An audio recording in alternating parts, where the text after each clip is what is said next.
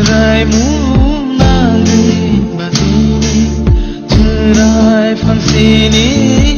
berkami jalan kemat bidisha tona anglia tanani yama maya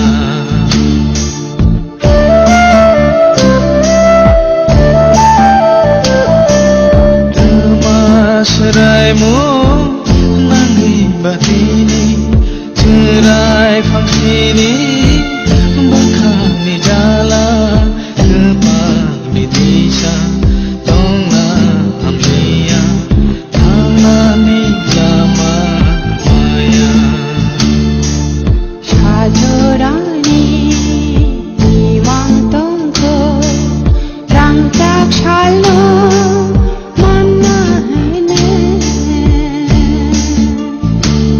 mai thang na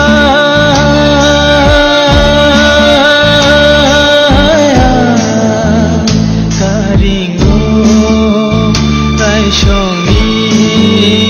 belenggo lang mani adogo besejan ko imang ni ha lang ma tong sha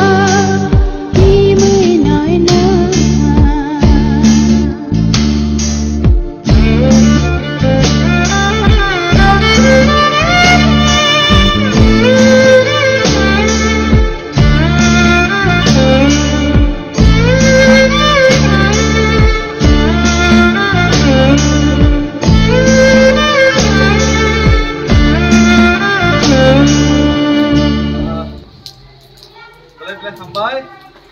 sini Megaland ini sini apa Mukindur koroksa takuk nih bin nok oh jaga bin nok mana ini sengkong ini ini kan juta oh jaga koi mana kan sampai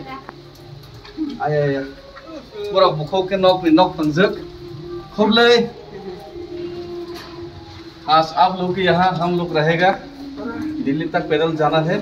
तो बहुत बहुत धन्यवाद आपका घर में आप लोग रहने के लिए दिया तो थैंक यू वेरी मच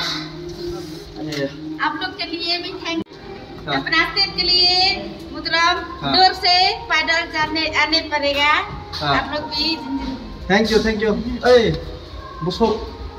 मुसुक का मेरा भाई का